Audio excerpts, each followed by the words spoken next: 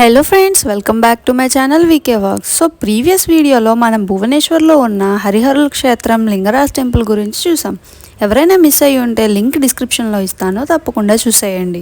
ఈ రోజు వ్లాగ్లో భువనేశ్వర్ నుండి పూరికి మా జర్నీని చూపించబోతున్నా. సో లేట్ లేకుండా లాస్ట్ వరకు ఎక్కడ స్కిప్ చేయకుండా చూసేయండి. వీడియోకి లైక్ చేయండి, షేర్ చేయండి, అలాగే నా ఛానల్ని సబ్స్క్రైబ్ చేయండి. భువనేశ్వర్లో లింగరాజ్ స్వామి టెంపుల్ని, రాజారాణి టెంపుల్ని విజిట్ చేసుకొని లంచ్ కంప్లీట్ చేసుకొని పూరికి అయితే స్టార్ట్ అయిపోయాం. మా వాళ్ళందరూ ఆల్రెడీ విజిట్ చేశారు కాబట్టి వాళ్ళ జర్నీని ఎంజాయ్ చేస్తున్నారు. కానీ ఫస్ట్ టైం వెళ్తున్న నాకు మాత్రం చాలా ఎక్సైట్మెంట్ గా ఉంది. మొత్తానికి పూరి అయితే చేరుకున్నాం. మేం వెళ్ళిన వేళ విశేషం ఏంటో తెలియదు కానీ రూమ్స్ ఎక్కడా ఖాళీ లేవండి.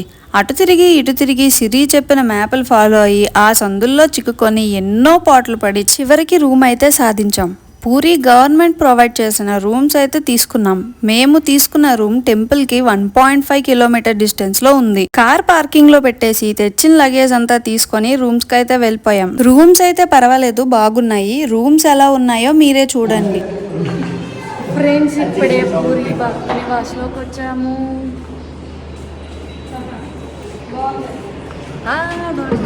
ఒక రూమ్కి 3000 అయితే ఛార్జ్ చేశారు. నాకైతే రూమ్ చూసిన తర్వాత 3000 వర్త్ కాదని అనిపించింది. సో ఫ్రెండ్స్, పూరి అయితే వచ్చేసాము. చాలా ప్లేసెస్ తిరిగాం కానీ మాకు ఎక్కడ రూమ్స్ అయితే దొరకలేదు. మొత్తం అన్నీ తిరిగి ఇక్కడ రూమ్స్ దొరక్క లాస్ట్కి గవర్నమెంట్ భక్త నివాస్లోకి అయితే వచ్చాము. సో ఇప్పుడైతే మేము ఫ్రెష్గా దర్శనానికి అయితే వెళ్ళిపోతున్నాము. లోపలికి కెమెరాస్ నాట్ అలౌడ్ కాబట్టి బయట చుట్టుపక్కల మొత్తం అంతా చూపిస్తాను.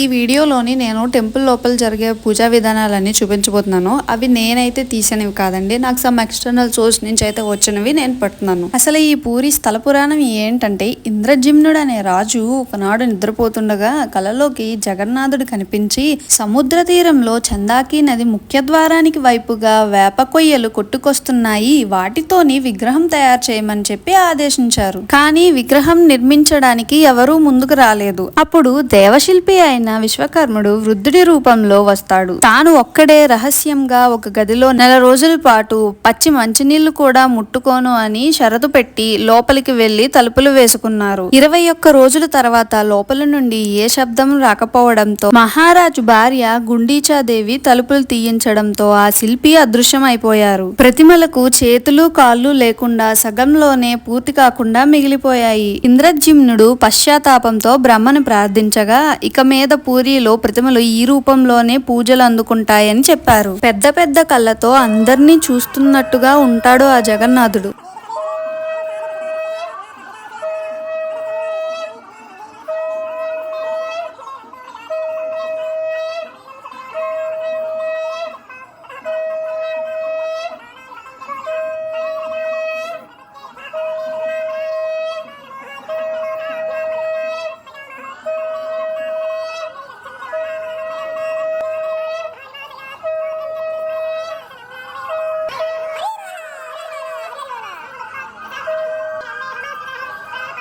టెంపుల్లో చాలా రష్ గా ఉంది. మేము సాటర్డే వెళ్ళాం. లోపలికి వెళ్ళాక ఆ స్వామివారిని చూశాక అస్సలు కళ్ళు తిప్పుకోలేకపోయాను. పెద్ద పెద్ద కళ్ళతో ఆకర్షణీయంగా మధ్యలో సుభద్రాదేవిని ఉంచి ఒకవైపు బలరాముణ్ణి ఒకవైపు శ్రీకృష్ణుని చూశాక కన్నుల విందుగా ఉంది. సో ఇలా మా పూరి క్షేత్ర దర్శనం సక్సెస్ఫుల్ గా కంప్లీట్ అయిపోయింది. మళ్ళీ నెక్స్ట్ వీడియో కోనార్క్ లో కలుసుకుందాం. వీడియోకి లైక్ చేయండి, షేర్ చేయండి, అలాగే నా ఛానల్ ని సబ్స్క్రైబ్ చేసి ఎప్పుడూ ఇలాగే సపోర్ట్ ఇస్తారని కోరుకుంటూ ఈ వీడియోని అయితే ఎండ్ చేసేస్తున్నాను. మరి నెక్స్ట్ వీడియోలో కలుసుకుందాం. Until then stay tuned to my channel VK vlogs. Bye bye.